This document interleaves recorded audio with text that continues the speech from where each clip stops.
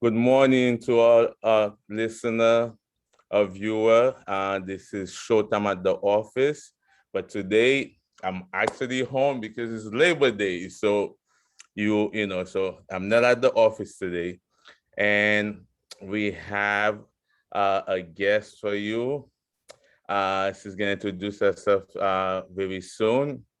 First, I just want to give some background about me because we're gonna be talking about business ethic today. So I think I should mention about my business. My name is Frank. For those who see me for the first time, I've been in business for over, I would say, 20 years now. I own a tax office, a financial service office, I should say, where we do tax preparation, we do payroll, insurance, many other service we provide. So just so you could know that, I have experience in running a business since we're going to be talking about business ethic. So why don't you introduce yourself to the audience? Hi, everyone. Hope everyone's doing well. My name is Rosemary Charles. I run the hashtag KidzClubhouse that's located in Roosevelt, New York. I'm a daycare provider. I have been running my daycare now going on 5 years. Beautiful. So how's your day, Miss Charles? Day's going well. Today we have a very interesting topic to talk about. We're going to be talking about work ethics. Great, awesome. For a living. Yes, yes. So, you would agree that, we hear a lot of things, I'm gonna just jump right into it. We hear a lot of things about Black business, Caribbean business, or people saying, oh, I don't want to do business with any Caribbean, or, sometimes you hear, I'm Haitian, oh, I don't want to do business with any Haitian, or they're always complaining, the customer always complaining.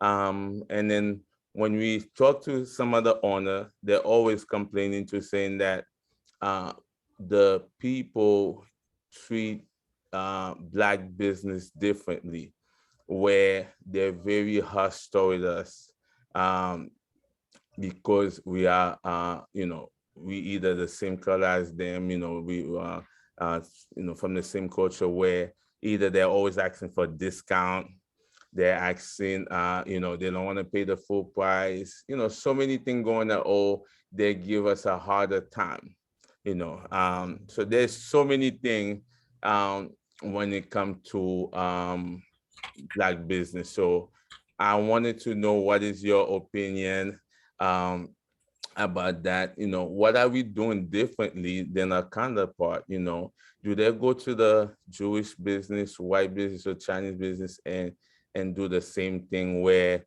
they don't want to pay the full price as the customer, or as the business owner, do they not provide the service that is considered professional to white customers, to any other customers? The first way I want to address this is I'm gonna address the first issue. The first issue is basically about how do we, as African American or Caribbean descent, how do we conduct our businesses, and why is it that people complain about some of the services that we provide? If you have a business base and you have complaints that are coming in, sometimes you have to kind of look within yourself to find out, what is it that I'm doing in my business that I'm not meeting up the standards. The first thing for me, which is a big thing, is time. First thing for me, which is huge, is time. If your business is set to open up at 10 a.m., you as a business person should be there by 9 o'clock. So 10 a.m., you are open. It doesn't matter what type of business you're doing. It doesn't matter if you're running a local library, if you're running a grocery store, if you're running a daycare, a tax place. The first thing is you need to respect people's time. That's why a lot of time people will have problems with certain businesses that are, owned by certain individuals, because the first thing, it is time is the first thing. Yes. So that's one issue that I have heard And for me, it's a major thing when it comes down to time, that I watch the time extremely carefully. Because when you mismanage your time, you basically disrespecting other people's time and services. So it doesn't matter how good your product is, if you cannot respect the time, it's not going to work, and it's going to look less than anything else. So that's the one thing we need to do. In our homes, we have a lot of cleaning up, I should say, that we have to do. Number one, we need to respect people's time. Number two, you need to come to work ready to work. You come to work ready to work. It doesn't matter what happened at home. It doesn't matter what happened while you was on your way to work. When you come to work, you need to come in with a different energy. You leave all of that, like I tell my staff, all that stays outside the door. Because Customer service. once you step in here, you're in a completely different zone. Our customers, we have our little people. So our little people, they want to see the smiles. They want to see, even if you are wearing a mask, if your eyes are lit up and you're smiling, kids sense it. They sense it and they can see the difference. You want to bring your best foot forward to your customers, even if your customers are kids. If you work in customer service, you want to bring your best foot forward to customer service because you represent the overall business that you are working in. And like I said, a lot of my Caribbean people, if you are working somewhere, if you do not like what you do, then you have every choice to go and find other employment somewhere else.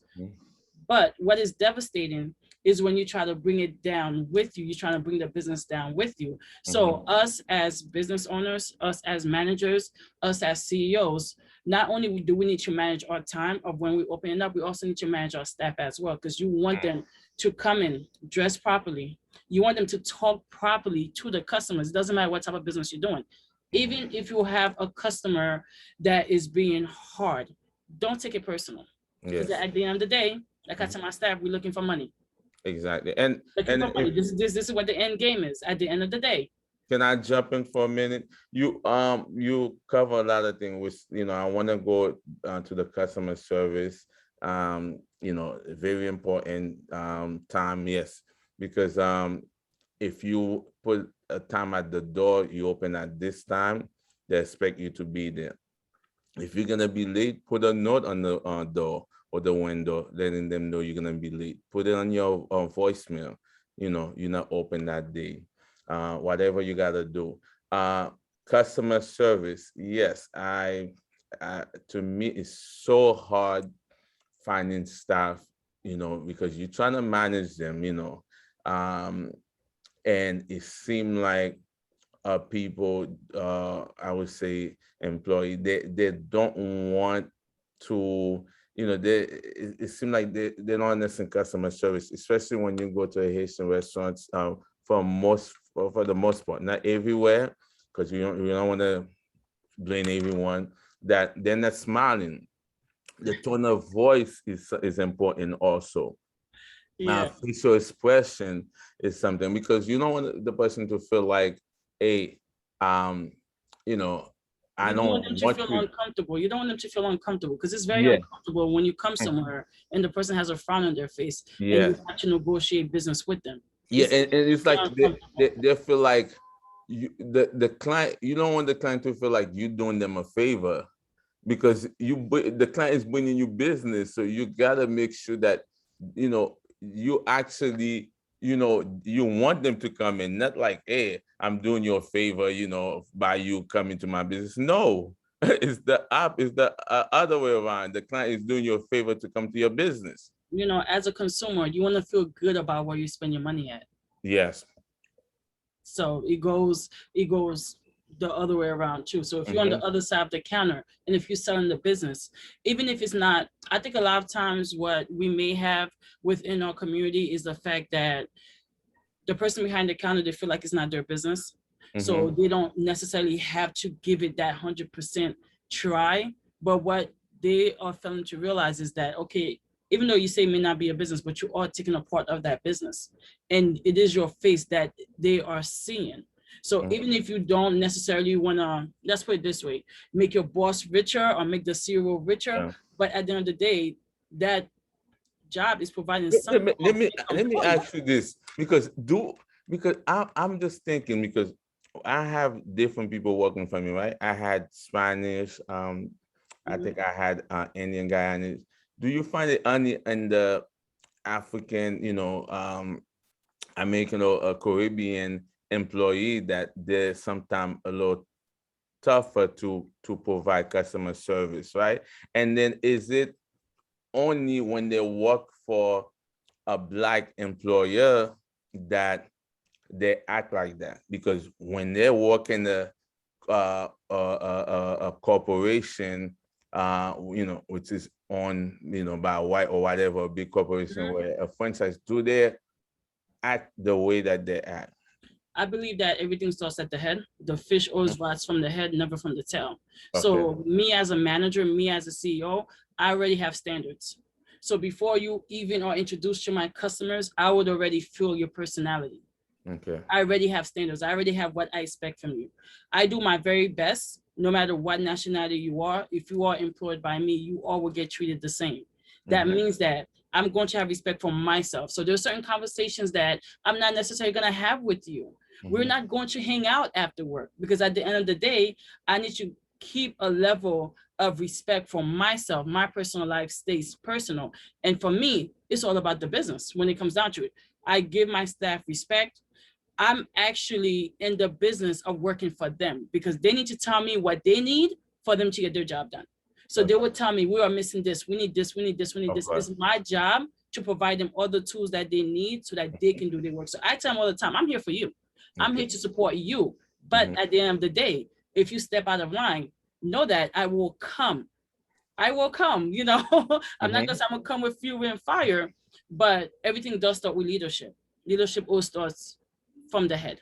So if you're going to lead, you're going to have to lead in a way where you get respect, you earn respect, you give respect more than you even get the respect, but you have to feel the person's personality, because people will act one way with you, and when you're not there, they'll act a different way. One important stuff I always tell my staff: your vision is always going to be 90, because the only task you need to worry about is the task that is laid out for you to worry about, the task I'm paying you for. I have to do 360. That means that I need to look out for your task, this staff's task, that staff, the task for all of my customers. I need to be able to do the whole 360. You only need to do the 90. Okay. So me knowing that I have to do 360, my vision will always be different from your vision, because you may see one small issue. If a problem happens, you couldn't answer with a customer. For you, it's something very small, but for me, that customer may have been a customer that has been there for 10 years. That customer may be a customer that is branded into the business, but even though the customer is a one-day customer, still a customer. So leadership starts at the top. So when it comes down to your staffing, their attitude, different nationality, that's something as a mode, as a person, we need to break, especially if we're trying to be in America, we're of minority and we want to run business. We need to look at things differently, and we need to hold people up to certain standards, but we need to hold ourselves up to the most type of standards, where we can't do anything we want to do and we cannot say anything we want to say. Okay, so the bottom line is, if the person is, first, the manager have to do their job. Second is that if the staff is not doing the job, you need to fire them and get somebody else. You have to do what you need to do, and it cannot be personal, because at the end of the day, I tell my staff, I'm here to support you. I'm here to support you, and that's what my main job is. I will be watching you, but I'm also here to support you as well. Yes. And you give people respect. In order to get respect, you have to give respect, and it helps if you were doing their job before. Because one thing I like about my business, I did all positions, so I know what it takes for them to do what they need to do. If you're a leader and you never had to be on the bottom step, you may overlead and abuse your staff. But if you had to do the work that they had to do, it comes with a form of humbleness, because you know how much it's going to take. You know how hard they work. Yes. So there's certain things that will come up. You'll have a better idea of how to deal with it. You'll be able to work with your staff instead of working against your staff. I don't believe management should work against their staff. I believe everyone should be in one accord and work together. Okay. So, again, we're here talking about business ethic with Miss Charles, who own the daycare, right? On West Hempstead? No, I'm in Roosevelt. Roosevelt. Oh my God, I always get them confused. No. #KidzClubhouse. Yes. So, I really like your insight. You've been in business for a long time, and I like the fact that you touch on so many key points as far as customer service. My other thing I wanted to touch on is the as far as the owner, right? I just changed my train of thought. We hear many times that the owner, they're complaining, saying that where they owe us to a different standard as far as the customer. The customer, sometimes they come in being rude, because they see us as a Black business owner, like they're they're not giving us the respect, like I say, they don't want to pay full price, right? Because I feel like, do they go to Macy's and unless Macy's having a sale, do they go to Macy's and if they see the sale tag say $100 and say, oh, I'm only gonna give you 50? They do that to why is it that we getting that, as business owner, we give a price because within that price, people need to understand this is the money that you're gonna use to pay the bill, the staff, the and whatever is left for the owner.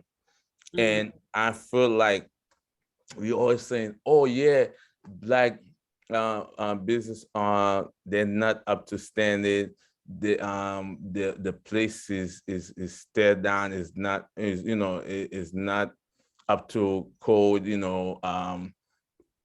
but you guys don't want to pay. You don't want to pay the money that they ask, the fee or the service charge, and you expect to come into a nice place, because if you always giving me less than what I'm asking you, how can I keep the place up to date? Well, for me to answer that question, the best thing to do, you have a price list. You have to have a price list and you have to stick to your price list. It costs what it costs. As a business person, if you know this is how much money you need to make for the end of the year to be able to do your renovation, to keep your business going forward, it costs what it costs. The reasons why they cannot go inside of Macy's and bargain Macy's down is because they know it costs what it costs. If you know that your business has a certain standard and has a repetition, I do price lists. That means that I'm not going to give you one price and then turn around and give you other price. The price list is there clearly for everyone to see. It costs what it costs. If you cannot afford it, then this is not the place for you to get a service. I'm not going to bring down my cost and able to satisfy what you're looking for. It costs what it costs, and the cost is high because it's worth that cost. So to make it easier for everyone, if you have a price list, the person comes in, you're doing this is how much it costs. You're doing this is how much it costs. That way everyone sees it. So when you say it, okay, you need this paperwork done, it's $50. Oh, can I have it for 25? I'm sorry, it costs $50. Come back when you have it with a smile on your face. It costs $50. It costs what it costs. Yes. If you cannot afford it, it's just not for you. And that's the reason why they feel like they are able to negotiate. And I have to be honest, when I first started my business, I wanted to satisfy and make everyone happy. I did some ridiculous things. And then I realized something at the end of the day, I was underpaid. Of course, you'll always be underappreciated because no one's here to appreciate you if you cannot appreciate what you're doing yourself. I was underpaid. I felt like I was taken for a ride, taken for a joke. I would give such a big discount. And then I would see like my customers, for crying out loud, they're able to do stuff I can't even do on certain grand levels because I cannot afford to do it. And then I realized my cost, my overall overhead, I wasn't able to meet my overhead. Why? Because I wasn't charging what I was supposed to charge. Now it costs what it costs. Amen. That's simple. But make a price list so everyone can see it, so they know. Because one thing people look for, if they hear this person got a deal, then they're gonna want a deal too. There is no deals. So I know we touch many different aspects. So and I can because many people think that starting a business is easy, right? Just go open the door and start a business, right? because there's a lot of for plan, right? That you had to do. Me, I took business management in school. And one of the things that say, even before you start the business, you had to do survey. I don't think anybody does that. I mean, anybody, maybe the big business or, but as a small business, do we have money to even do survey? Because you're supposed to do survey to see the demographic of the area, what type of people, and then what are you gonna, what type of service you're gonna provide if the people, want that service, right? Right, that's the first thing you need to do. And then when you get the business, there's other stuff you need to do. You have to register the business, do all this type of thing where to get the business running, to get the business started. And then there's the other part to manage to keep the business at flow, right? So what did you do when you were starting your business? Because I know you mentioned how there was a lot of trials and error, right? So can you give, I think you touched on it, but can you go in more detail? I know in the beginning, when I decided to open up my daycare, you always have to look for where there's a need. Because where there's a need, you could provide the service. Yes. The area I live in, there's a very big, huge need for a good, qualified child care facility. We just need it in the town of Roosevelt. Parents need to be able to go to work, and they need to know that their kids are safe, number one. The kids will be well taken care of mentally and physically, and the topper on top of it, their child will also be educated as well. That's what made me decide to open up a daycare, because number one, there was a need. Starting up any type of business, it's not going to be easy. You're going to have to give everything, all your time, all your energy. You have to be willing to fail, to make mistakes so that you can make corrections. I'm not talking about the ridiculous mistakes that people make where it's like, oh, someone told me I have to make mistakes in order to make corrections. There's something that's called common sense. If it's a mistake, which may be a bad mistake, but it was something that was done unintentionally with no one being hurt, you could always fix and repair that. But life is a learning curve. Yes. Something doesn't work, you turn the other direction, you try it a different way. You ask, you get advice from someone that has been there before. You don't have to create this whole thing by yourself, because this world is a circle. Someone has done it before, and if one person's not willing to give you the information, you go to the next person. You knock on every single door until someone opens the door and gives you what you need. You may have to be like me. You take a little bit from here, a little bit from here, a little bit from here. You use your own common sense. You put it together to make something better, which works for you. So any type of business that you start, first thing for me with work ethics is, number one, enjoy what you do. Have a genuine passion for it, because you will do it longer if you have a genuine passion for it. Be committed. Be committed in everything that you do. All right. You have to commit yourself to what you're doing. That means that if you open your business at 10 o'clock, I'm a stickler for time. You open up at 10 o'clock, you need to be there at 9 o'clock. So 10 o'clock on the dot, your doors are open. If you cannot be there, make sure someone else is there to open that door at 10. Unless, like you said, you had gave a prior reason, like today's Labor Day. Some businesses open up a little bit later. You put it on your door. On Labor's Day, this is when we're going to open up. Information, correct information gives off everything. You shouldn't have a problem with someone coming into your business at this point and them trying to change your price around. It doesn't happen. Your services alone speaks for what you're asking for. Your services alone speak for it. In my daycare, I had one parent. She told me, it was funny because I was just talking about this today. She was like, I was looking at your house and I was like, I can't afford this daycare. Like, she would tell her family, I cannot afford this daycare. She's like, this place looked amazing from the outside. And she just happened to know a good friend of mine. And the good friend of mine told her, did you go check out, the KidzClubhouse yet? Because that's the come as usual. That's Juju's daycare. She was like, what's the address? She gave her the address and she's like, wait a minute, that's that daycare I'm always talking about that I can't afford. And when she came inside, yes, she could have afforded. Yes, she has been with me now for 3 years. I had her baby since her baby was 3 months old. But because of the way I presented myself, I raised the bar and I raised the standard. So when she came in and I gave her the price, she was like, oh yeah, this is way more worth it. She's like, oh my God, there was gonna be way more than that. You know, and she figured out how to do her budget because people will pay for what they want. Yes. People will pay for what they value to be worth it to them. Okay, they may not want to buy something for $2, but turn around and buy like a $40,000 car because to them it is worth it to them. So that's a part of my work ethics. You know, we could go into, there's so much different avenues to go into when you're doing business. Yeah. One thing we need to do as, you know, people are minority is to basically set up our business the right way. Get a good accountant like you, Yeah. you know, Frank is my accountant now. Get a great accountant like Frank that cares about growing small businesses, that cares about people being developed. I love your work ethics, perfect work ethics. And get yourself a plan. Yes. You have your short-term goals, you have your long-term goals. You make sure you keep your time steady, run your program the way you want to run your program, keep your place of business clean. No, yes, very important. Keep it clean. I go outside and I sweep the grounds outside just to keep it looking clean, especially with COVID. You want to keep the disinfectant and you want to follow the DC, The CDC, Department of Health and the CDC rule guideline. Yes. We want to follow the guidelines of the CDC and any other type of guidelines that your job inquires for you to do. We as minorities, we could run business. I don't believe in saying we can't or should we. We can run business. We can run a great, successful, satisfying business. And we could provide the services to our community and other communities that everybody else is doing.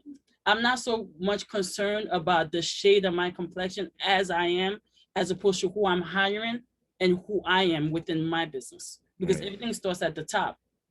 Fish rise from the head, never from the top. But I think too, we need to change the mind of our people, because it is a reality that I remember a nurse was telling me that when she was providing care, I think either for a Haitian patient, and the Haitian patient wanted say no, I wanted a white person to do it. And I feel like that's hurt. I don't know if it was a Haitian, but I know it was from somebody from the Caribbean. But it's tough, because what happened is we you know, I guess you heard that too. Oh, I want a Jewish lawyer, right?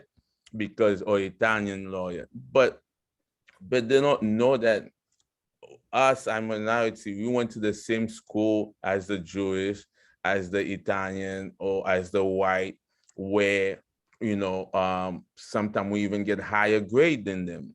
Because I remember I was like one of the top person in my class. You know, I went to CW Post. So, and I do, you know, like, it's based on the person. It should not be based on the color. And then I think we need to get that out of a people mind, you know, the Caribbean or African American people, just get that out of their mind. Because when you judge each other like that, somebody that look like you also judging yourself. Because you Haitian and you telling me, oh, I don't want to do business with Haitian. It's What true. who the heck you think you are? It pissed me off, because you were Haitian also, you know, or African descendant. You know, we from the same place. It's true. You know, I agree with you. And I also understand where the other person is coming from too as well. And it's because a lot of times one person will ruin it for the rest of them. They will start something off good.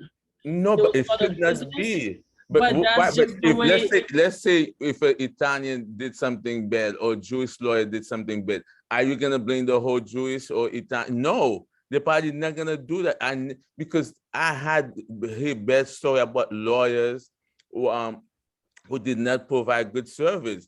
But you don't need to say, oh, now they're going to continue to have business. We as minorities, we have stereotypes that we will fight against forever.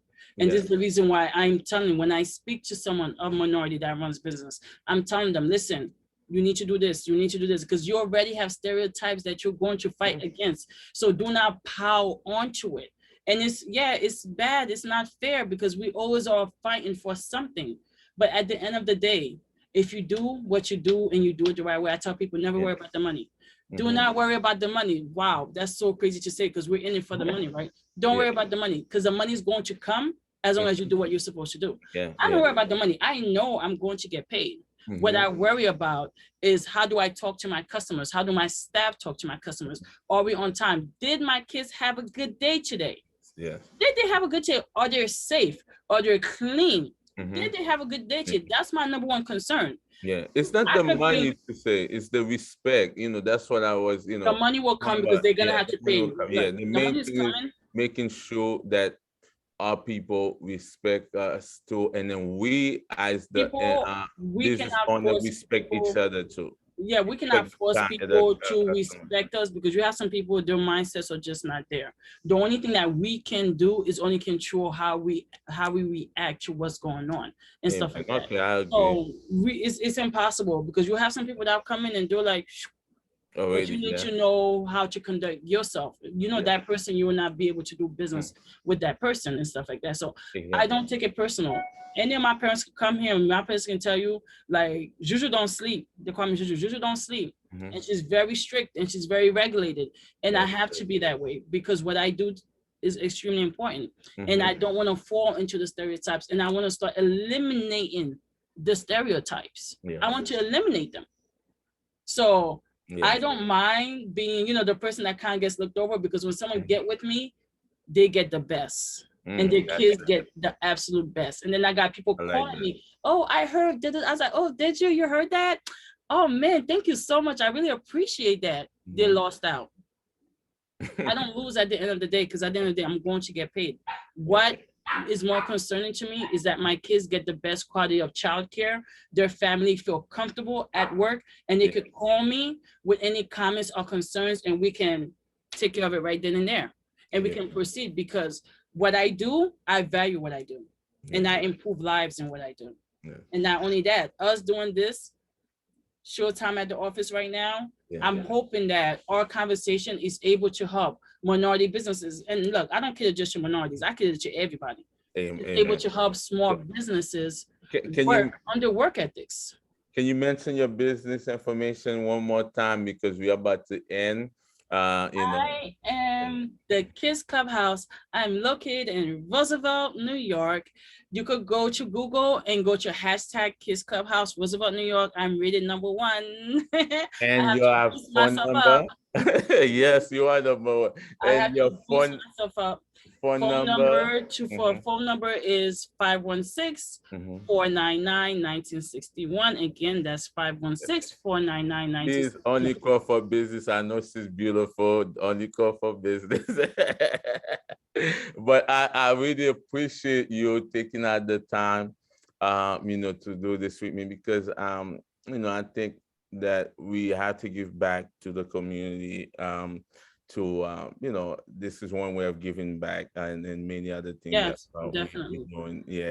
And for somebody, that just want to advise, call us because since we've been in business, I think we're supposed to be there to help each other. I have some references. If you need any help starting up a childcare, you need any help starting up a daycare, what your daycare should look like. I'm in this for the long run, and I have no problem giving you that information, sharing information, any particular documents that you need. I have no problem. As long as you're not gonna do it right in my backyard, because you could do it in my backyard. I don't mind. No, I don't know.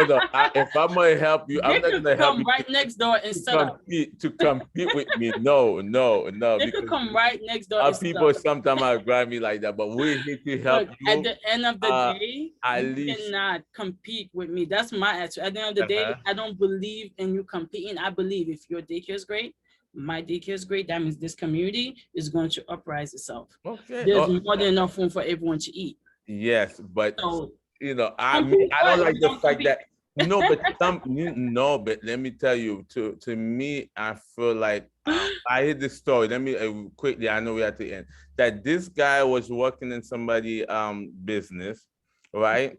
Was doing I I don't want to mention the type of business, but they were working the business, and then they went to open the business, I would say within 100 feet, which is still is illegal because the law say I think you have to be more than 200 feet, something Yeah, like you have that. to have some Yeah, distance. and then you should work for the person. So what I'm saying that it is, because remember, if I'm teaching you or you used to work for me, all my inside information. So that is wrong. That's the way I go. But I don't mind, because what we're supposed to do is network together, right? Let's say you like in a different zip code than me, right? And Mhm. then we could even, if I need help, let's say that your daycare was full, you could refer the person to that other person, right? Because that's the way it's supposed to be. It's vice versa. Like